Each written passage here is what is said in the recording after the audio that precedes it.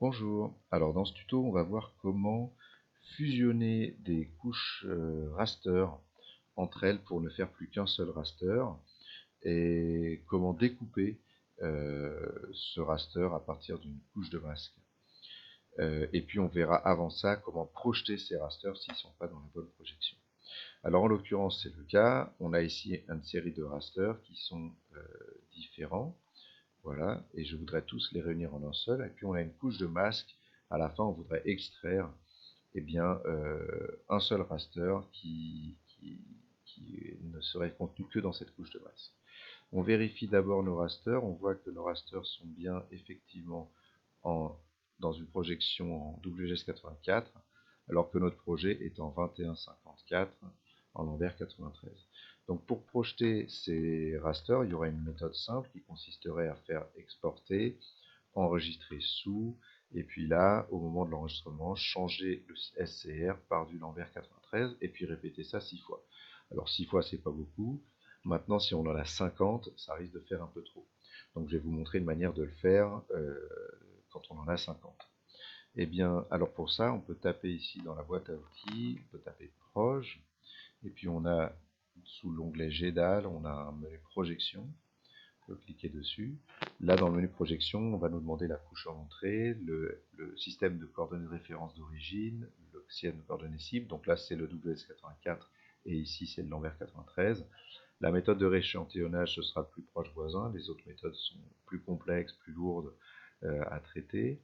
Et puis, c'est tout ce dont on a besoin. On pourrait là enregistrer le fichier reprojeté et reproduire ça du coup 6 fois. Donc là, ça ne nous sert à rien. Par contre, on peut cliquer sur exécuter comme processus de lot. Alors, exécuter comme processus de lot, ça veut dire qu'on va pouvoir le faire une seule fois pour autant de fichiers dont on a besoin.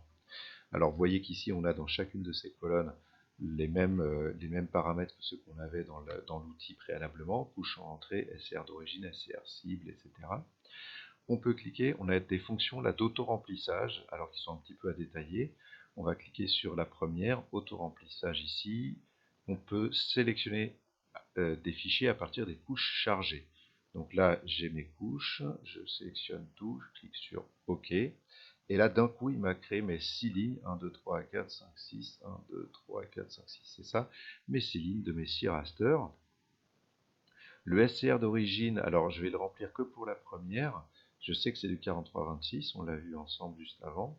Et ensuite, je lui dis, à partir du moment où j'ai rempli la première, je lui dis remplis les autres de la même manière. Voilà, et il met 4326 partout. Le SCR cible, c'est pareil. Je lui dis que ça sera du 2154. Je lui dis remplir et il me le met partout. On va laisser du plus proche voisin. Les autres fonctions sont optionnelles.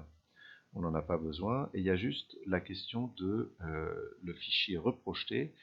Comment on va le nommer, où est-ce qu'on va le sauvegarder. Alors là, ça c'est un peu plus compliqué. On sait que QGIS a besoin de nommer ses fichiers avec le chemin en entier et pas juste avec le nom qu'on va lui donner. Le chemin, ça veut dire depuis C2 points ou D2 points, etc.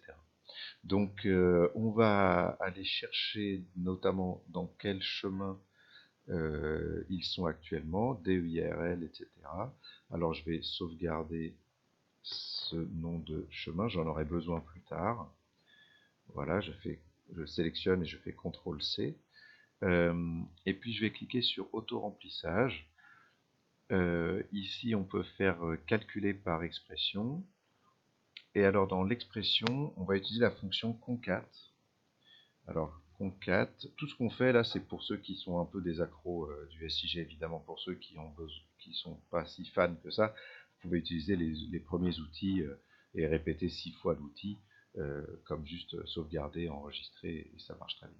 Donc la fonction concat, si on clique dessus, on peut la chercher ici dans le champ de recherche, et on nous donne ici, pour la fonction concat, un peu son descriptif. Alors, la fonction concat, elle consiste à concaténer plusieurs chaînes de caractères en une seule. C'est-à-dire, par exemple, un mot ici, virgule un autre mot ici, ça va donner à la sortie un seul grand mot qui regroupe ces deux mots, tout simplement. Alors, moi, je vais mettre quoi comme mot? Je vais mettre en premier le chemin de mon fichier, donc d, etc. Et puis, je vais mettre en deuxième, pourquoi pas, le numéro de la ligne, parce que ça c'est pratique, il peut le reconnaître automatiquement. Et puis je vais mettre en troisième l'extension pointif. À chaque fois, il faudra que ce soit séparé par une virgule. Voilà. Alors pour mettre le nom de chemin, il y a aussi une fonction pour retrouver le nom de chemin à partir d'un fichier. Donc vous avez ici un menu qui s'appelle Fichier et chemin, dans lequel vous avez plusieurs fonctions. Vous avez notamment File Path. Et File Path vous permet, en mettant un chemin complet avec le nom de fichier, de ne récupérer que le chemin en question. Alors, File Path, je vois qu'il faut mettre des apostrophes. Donc je vais utiliser la fonction File Path, apostrophe, je mets le nom du chemin, je ferme l'apostrophe. Et néanmoins, je vois que dans File Path, il faut que les slash soient dans l'autre sens. Alors ça, c'est le truc un peu embêtant dans QGIS. Je ne sais pas pourquoi c'est comme ça, mais ça existe aussi dans d'autres outils. Dans R, par exemple, on a la même problématique. Donc il faut remplacer les slash par des slash inversés, des anti-slash, des backslash. Voilà. Voilà. Et puis je ferme cette fonction filePath, je mets une virgule et je me retrouve dans la fonction concat. Je vais mettre une virgule pour rajouter maintenant ce que j'avais dit que je voulais rajouter, c'est-à-dire le numéro du rang. Voilà. Alors je vais mettre entre les deux un petit underscore, ce sera plus joli dans le nom final. Puis je vais mettre effectivement le numéro du rang, ça c'est une fonction, ce qui fait qu'il va pouvoir, comme c'est une fonction, il va pouvoir la remettre de manière automatique pour chaque nom de fichier en sortie. Et puis après ça, je vais rajouter quand même qu'on est en Lambert 93, je remets un underscore L93, ce sera toujours utile de le savoir. Et puis je rajoute encore qu'on va être en pointif. Alors la fonction fonctionnera uniquement parce que aussi il faut savoir que mes noms de dossiers ici n'ont pas d'espace, pas d'accent, pas de caractères spéciaux et ne commencent pas par des chiffres, sans quoi ça ne fonctionnerait pas. Voilà, donc là il me indique ici qu'une prévisualisation qui me montre qu'a priori ça a fonctionné. Je peux cliquer sur OK. Et là, effectivement, il m'a mis le nom du chemin avec MNT 0 L93. Et vous voyez qu'il a changé le 0, 1, 2, 3, 4, 5, puisque c'est la ligne 0, la ligne 1, la ligne 2, 3, 4, 5. Donc, ce qui va permettre de distinguer chacun de ces fichiers. Sinon, on aurait eu le même nom de fichier partout. Donc là, ça va bien me faire 5 fichiers différents. Je peux cliquer sur charger les couches et exécuter. Voilà, donc c'est assez rapide. On a donc les couches qui sont maintenant en Lambert 93. On vérifie dans l'une d'entre elles, on va dans les propriétés et c'est bien du Lambert 93. Alors maintenant, je voudrais toutes les fusionner en une seule. Alors pour les fusionner, c'est assez simple. Je vais sur Raster, divers, et puis là j'ai fusionné. Alors je peux aller sélectionner mes couches à fusionner. Donc c'est ici les 5 couches Lambert 93. Les autres paramètres sont optionnels, ne sont pas à remplir. Je clique sur exécuter.